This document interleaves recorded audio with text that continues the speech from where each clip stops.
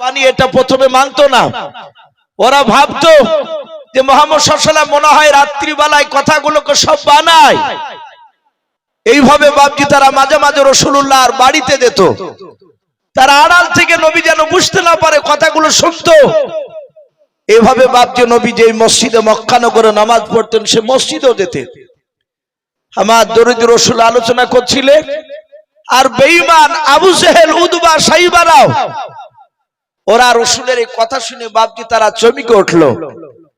তারা যুক্তি খাড়া করলো, হে আব্দুল্লাহর সন্তান, এই মা মরা ছেলে মুহাম্মদ সাল্লাল্লাহু আলাইহি ওয়াসাল্লাম, ওরা ভালো করে নাম বলে ডাকতো না যেদিন থেকে নবুয়তের দাবি করেছে। নবী কলমার দাওয়াত দিছিলেন, তার আগে বিশ্ব নবীকে মধু সুরে ডাকতো, আল আমিন বলে ডাকতো। বাপজি আমার সোনা লালেরা, নবীজি বললেন, আবু জেহেল, ওগো চাচা, কি ব্যাপার, আমাকে এই কথা বলছো কেন?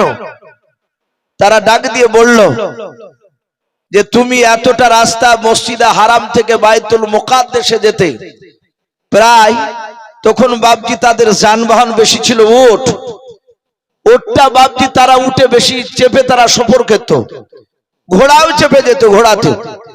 তো ডাক দিয়ে বলল, ওগো মুহাম্মদ সাল্লাল্লাহু আলাইহি ওয়াসাল্লাম, মসজিদে হারাম থেকে বাইতুল মুকাদ্দাসে উঠে চেপে যেতে প্রায় 14 রাত 14 দিন সময় লাগবে, তারও বেশি লাগবে।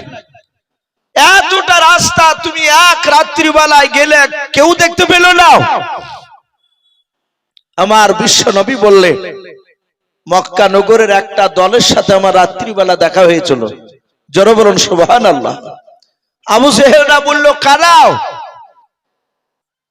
বলল, বাইতুল মুকাদ্দাসে আমি যাচ্ছিলাম আর ওরা ওদিক থেকে আসছিল একটা দল, তাদের বাড়ি আমাদের মক্কা নগরে।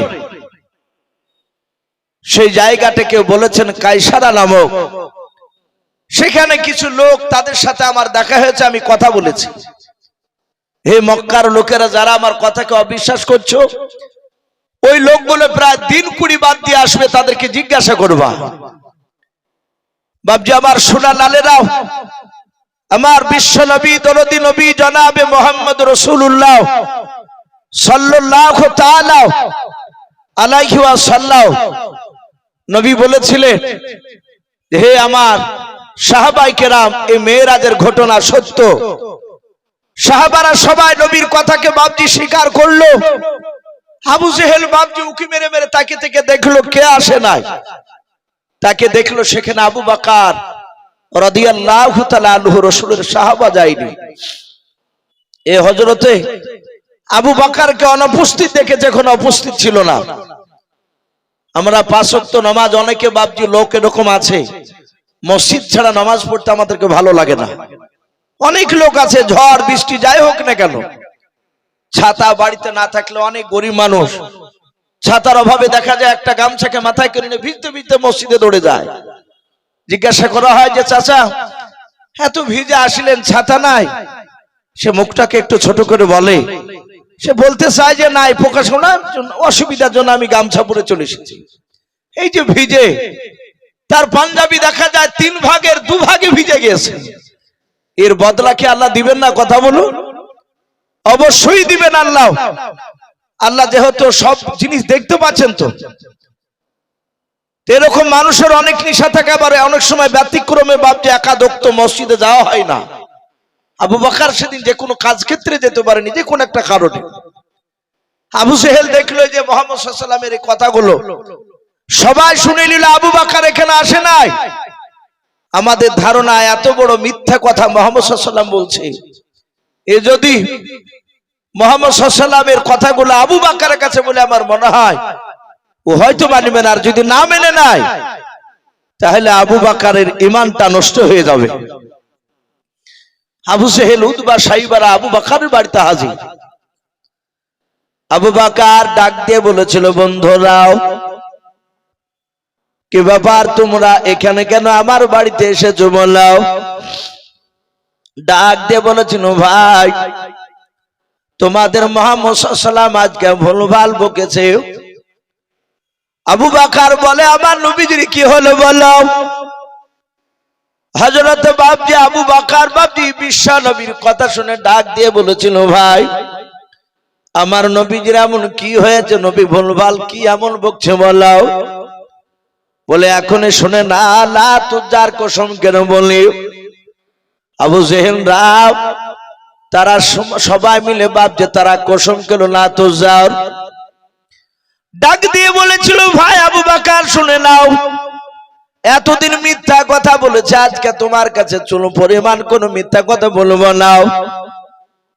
ওগো ভাই, মসজিদে হারাম থেকে বাইতুল মুকাদ্দাস কতটা দূরত্ব তুমি তো ভালো জানো। আবু বকর সিদ্দিক রাদিয়াল্লাহু তাআলা আনহু বলেন অনেক দূরত্ব। ডাক দিয়ে বলেন, ভাই কেউ যদি বলে এক রাত্রিতে যদি আমি যাই, আবার ওই মসজিদে হারাম থেকে বাইতুল মুকাদ্দাস থেকে আবার চলে এসেছে বাড়িতে, ওই রাত্রিতে কেউ দেখতে পেল না, বলো এরকম কথা কোন লোক যদি বলে তার কথাটাকে বিশ্বাস করা যাবে বলাও। হযরতে আবু বকর সিদ্দিক রাদিয়াল্লাহু তাআলা আনহু ডাক দিয়ে বলেছিল, ভাই সোজা সোজা বলো, তোমার কথা তো আমার বুঝে আসে না। বলো রে ভাই, এরকম কথা কে বলেছে, তুমি তার নামটা বলাও। আবু জেহেল বেঈমান বিশ্ব নবীর বন্ধু আবু বকরের সামনে বাবা নবী যেভাবে মেরাজের ঘটনা শুনিয়েছিলেন, হুবহু ওই ঘটনা বাপজি শুনিয়ে দিলাম। আবু বকর ডাক দিয়ে বলেন, ভাই এই কথাগুলো কি আমারও শুনুনার জবান দিয়ে বেরিয়েছে বলাও।